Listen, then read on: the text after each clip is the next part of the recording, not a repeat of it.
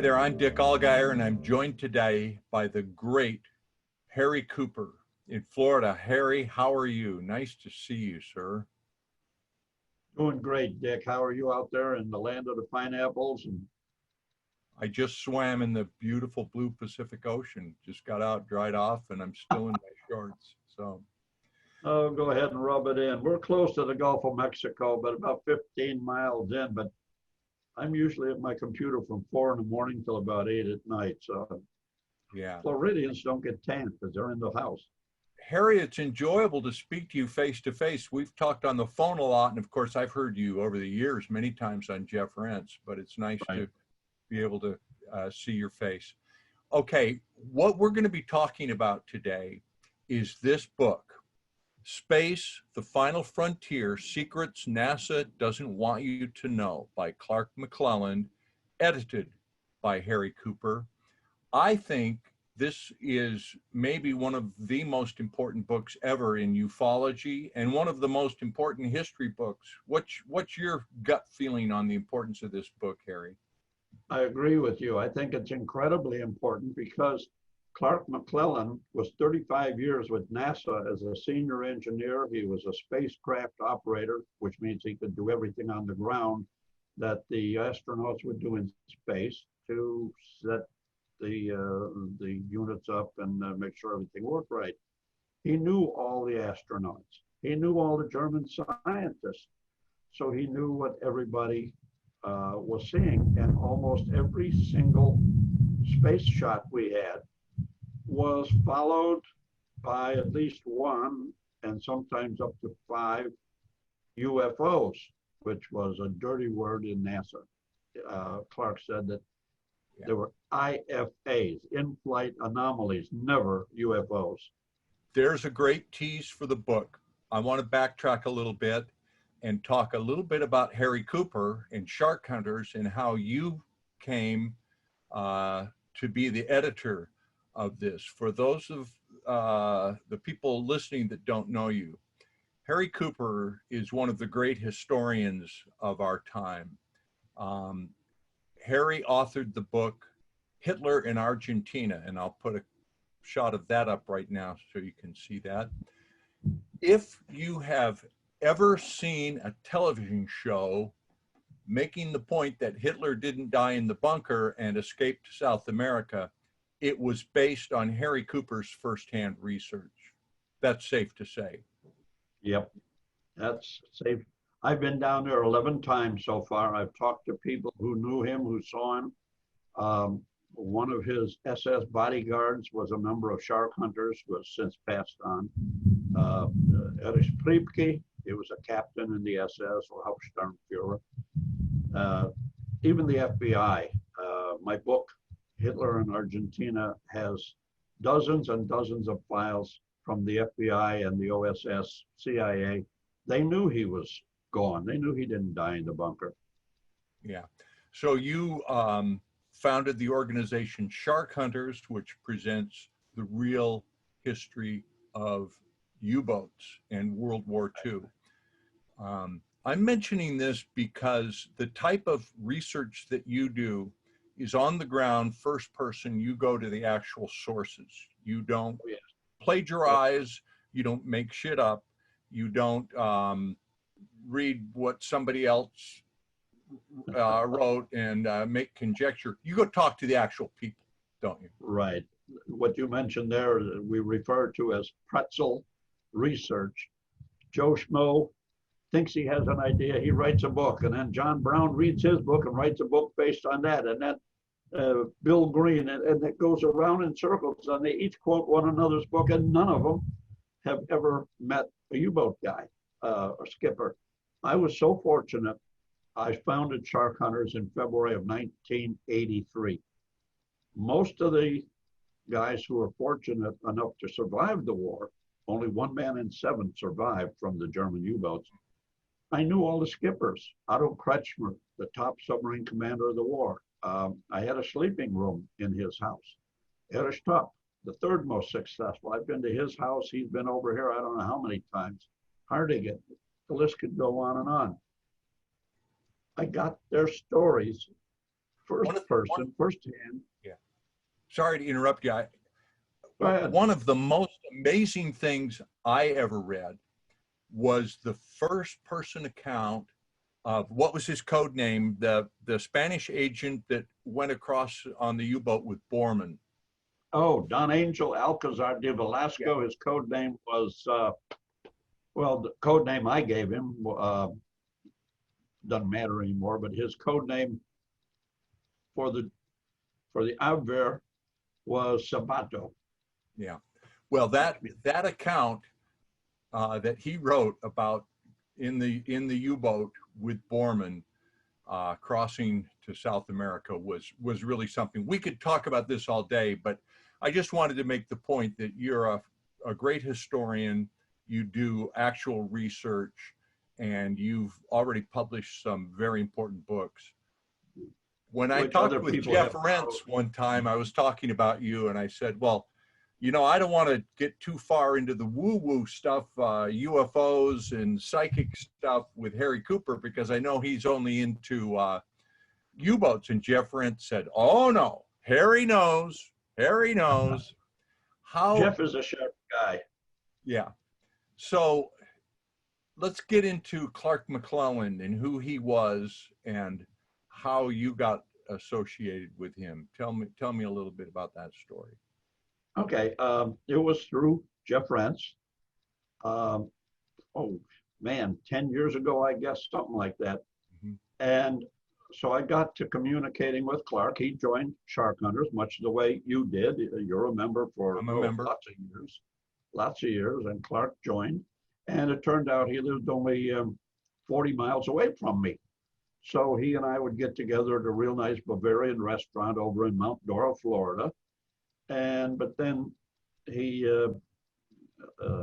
had some real reversals of health. His leg got gangrene. They had to take off his leg, and now he's up north in an assisted living facility, which is a warehouse for people waiting to die.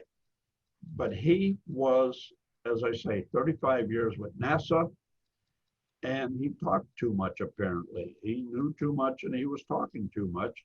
And suddenly his pension disappeared. Everything else disappeared.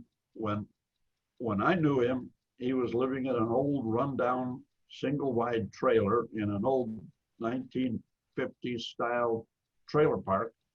So he was pretty well punished for talking. They took everything from him. It's a sad story. When I've heard him on the Jeff Rentz show, he's pretty much a broken man. He paid a heavy, heavy price. Right. His health is bad.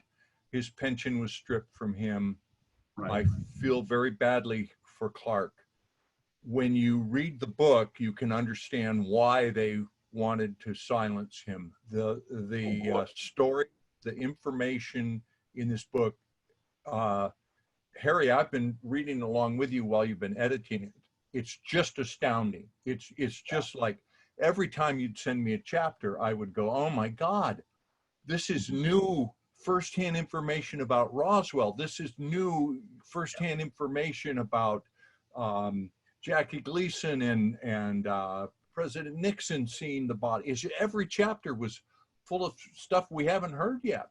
Right, and you're not supposed to know, and that's why Clark is paying the price, because he talked. He's tried so long to get this book published, and he was met with problems. And that's how I got into it. I told him I could get it published because I've got, 34, 35 books published already with SHARKHUNTERS. Well, this is bombshell information. Is this going to be allowed? Do you have any fear of somebody clamping down on you when this comes out? They can't take away my pension because I don't have one. They can't get me fired because I'm 3 weeks from now, I'll be 81 years old. I don't have a job. I don't make any money from SHARKHUNTERS. That all goes to operating the company. And so I'm living on my Social Security. They probably won't pull the Social Security, we hope. I'll have to take up sticking up banks then. Well, these conversations we're going to publish privately. you and I are going to go over every chapter. There are 32 of them, so we will have 32 subsequent conversations, and there is no lack of material to talk about. It's going to be an amazing series. Sure. Yeah, Clark really did a magnificent job, and the people he knew, he got to be good friends with Jackie Gleason, and there's a fellow named he's dead now, Dr. J. Manson Valentine. He's a guy I studied way back before I ever got into shark hunters, because he believed that Atlantis could be found in the Bahamas. Now, whether that's true or not, but he found things, as you saw in the book, the so-called Bimini Road. Yeah. That those huge 16-foot blocks of stone side by side that go, that wasn't natural. That wasn't natural, not a chance, you know. Right. God doesn't build straight lines. And I was there. Again, like you say, I don't just read about it. I was there when I was a yacht bum living on my boat in the islands for 8 years. Oh, that was fun. Yeah. And that's on the west coast of North Bimini, way up by a mansion, the Rockwell Mansion. And you go about 100 yards offshore, and there it is. There's no question it's there, and there's no question God didn't put it there. Somebody built it. And he also found, allegedly, he found a pyramid at about 800 feet down off of the island of Andros. I was just amazed at the directions this book takes. I mean, I expected some insider stories from NASA, but he gets into some of the spiritual aspect. I mean, it just goes places you can't believe. Let's get back to some of the nuts and bolts that's in the book. We've all heard rumors that astronauts had encounters that they would not talk about. But it turns out when you read this book, they would not talk about them publicly, but they talked to Clark about them plenty, didn't they? Yes, right. And Clark saw some other things too. That one, I forget what chapter it is, but the monitors were all focused on the cargo bay on the space shuttle in space. The bay doors were open. Two of the astronauts were working in the bay, and suddenly there's a 9-foot tall guy right in there with them. And that was on all the NASA monitors until somebody jumped up and threw the switch. Yeah. Cut. Yeah, exactly. But Clark saw it. Bunches of other people saw it. And even one of the people there did an artist rendering of it, which is in the book. Yeah. And as the astronauts came back from their missions, Clark talked with them, and they were tracking things, they were seeing things, and this is not rumor and hearsay. This is Clark spoke personally with these astronauts. Yeah, first person, absolutely. First person. Also, he put in there, which we'll get into when we hit that chapter more, Columbia. Remember, it burned up in the atmosphere. Yeah. And it turned out there was an Israeli guy on board, and they were supposed to put a super camera into orbit that would spy on the Middle Eastern countries that were enemies of Israel. So Clark contends with, I think, pretty good proof that that was not an accident. Well, there was another incident in the book prior to Columbia blowing up. It was on a separate mission earlier, and there was an incident with the Russians that almost started World War III. I mean, the stories in this book just go on and on and on, and the ring of authenticity is just amazing. Another thing that I kind of like in the book that I think also got his, you know what, in a ringer, he used the term traitor 16 times in the book. 3 times he leveled them at Barack Obama, and he referred to him as the man they call a president. I don't think he liked Obama. And it was during the Obama years that he started to have trouble. So you had to set aside your political feelings as you edited this because you're such a huge Obama supporter, Harry. I know that you just thought he was a great president or the greatest president, Obama. You're drinking, aren't you? I don't know what you're drinking, but I'd like some of it. All I have is my tea here. We won't get into the politics. No. How is this book? When's the book going to be available, and how can people get a copy of it? How are you going to distribute this? When will the book be available? Now. It is available now. If we're playing when we're broadcasting this this segment privately, it should be available. So how do people get it? Okay. As of today, the 10th of August, it's available now. You can order it through SHARKHUNTERS. It's $25. Unless you're a member, then it's only $20. This is a big book. It's 8.5 by 11, 300 pages long, 20 or $25, depending on whether you're a member or not, plus $8 shipping in the US or $15 to any other country. We don't set the rates. $8, we charge $8 to ship in the US. It costs us $7.98. So we make 2 cents profit on it. Whoopee. Or people can go to Amazon and get it there. I think it's $16, and then whatever the shipping is for Amazon. You can also get it as an ebook from Amazon. And by the end of this month, August, it's going to be available in Spanish as well.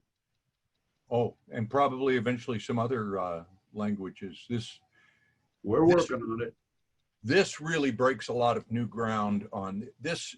This ties up so many loose ends in the ufology movement, stories that you've heard hinted or you've heard other accounts, and to just go read it laid out from someone who was there and spoke to the people and confirms so many things. It's just incredible.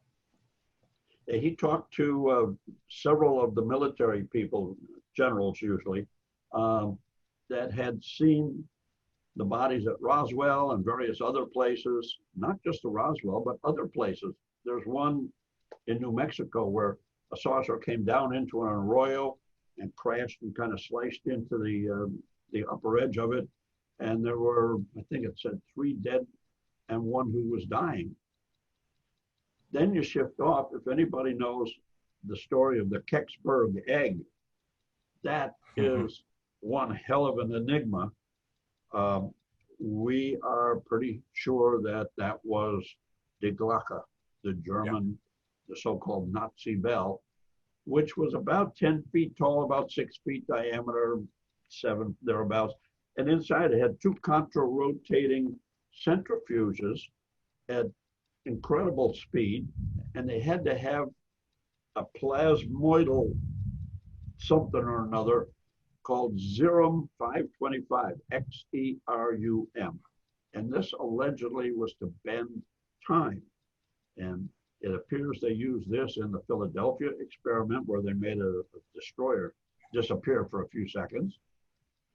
And when it was up and running in what is now Poland, used to be the eastern part of Germany, scientists who worked so closely died very suddenly of a terrible disease, radiation poisoning, I would imagine. And it goes into that. And when it came down in Kecksburg, Pennsylvania, which it did, Clark was one of the 2 guys that NASA sent to recover the thing.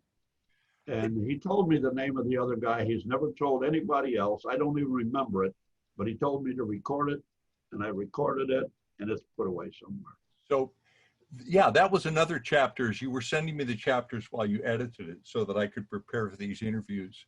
You know, it was just, oh my goodness, jaw dropping. Oh, wow, great UFO, oh, Roswell. And then, oh, the Kecksburg. I had heard about that, didn't know a lot about it. And that chapter is just awesome. That's one of the amazing chapters in the book and a really important story. Well, this book is so important.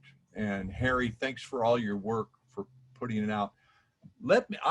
There's something I've always, I don't know if I've told you this over the phone, but I'd like to look you in the eye and tell you this. You're responsible for changing my life in a big way because of your, I didn't know that. Well, I'll tell you the story. I did a remote viewing on Hitler, and Jeff Rentz had us on the air together.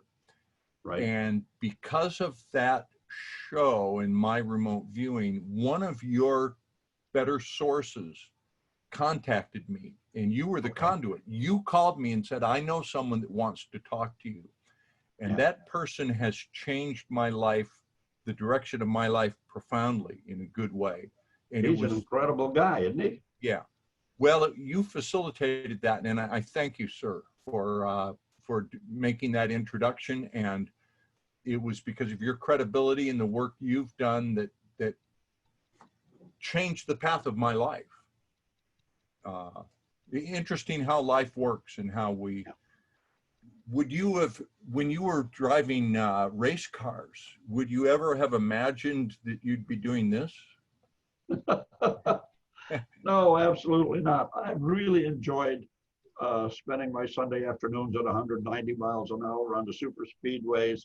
Of course, I was a lot younger then, but back then, lots of hard liquor, lots of big black cigars, lots of groupies. But then everything went sour and blew my engine when I was in the lead group at the Texas 500 40-something years ago. I got back to where I worked. I was an executive with a pharmaceutical company. My boss had quit. The new guy was a jerk. So I just sold everything, bought a 30-foot sailing yacht, put an ad in Cruising World magazine for female crew companion. Got over 200 replies. I left Chicago with a blonde, a brunette, and a redhead that were 24 and 24 and 25 years old, and I was 40. And I went to live in the Bahamas, and it was a wonderful life. The biggest thing is there's no stress. Stress will kill you. Yeah.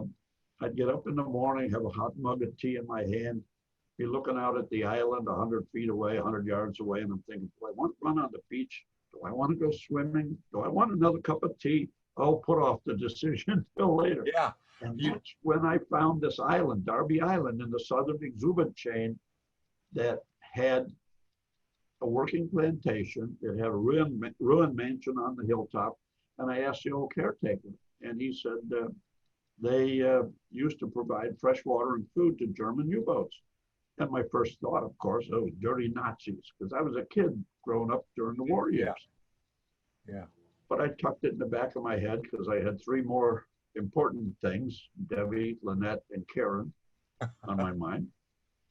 And then one day, the girls would go back, another would come out, etc. I was there 8 years in the Bahamas, and one day I reached in my pocket, I had a $5 bill. That was it.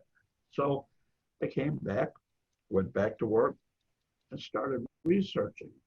And I found out that these U-boat guys were not the raving, bloodthirsty, murdering Nazis we were told they were.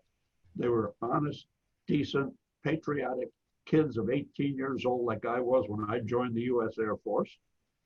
And they had the worst attrition rate of any military force ever in history. As an example, our submarine force, the U.S. Navy, they had the worst attrition rate for any American force. 1 man out of 7 got killed. That's a horrible rate. On the German side, 1 man out of 7 came home. But they were the only oversubscribed branch of the German military. They sent their final letter back home to mom, got on their boat, and 9 out of 10 boats didn't come back from their first trip after Black May of 1943. So have you noticed that UFO disclosure seems to be unfolding at a rather rapid rate? Just a couple weeks ago, the military admitted they had a craft that was not of Earth in their possession. Do you think this is? Surprise me. And I'm guessing this is merely a spitball guess on my part, because I was in the Air Force late 1950s until the early 60s, and this is when the sightings started happening, and the Air Force came up with Project Blue Book. anybody who reported a sighting, they'd send a captain and a sergeant to debrief them and say, oh, well, wait a minute, no, that wasn't a flying saucer, that was a balloon, a weather balloon that got lost. So they were suppressing that back in those days. Now, for whatever reason, maybe it's because it was way back in 1960, 61 that this started. Maybe they figure we can handle the new news. And maybe what they're telling us is not new news. It may be new news from 20 years ago that they're, yeah. You never know. The government is kind of shaky. Well, it's an important book, and I urge everyone to get a copy of it and read it. You can do it through Shark Hunters. And Harry, we're going to be going through it chapter by chapter. We're not going to recite the book and ruin the book, but there's so much good information.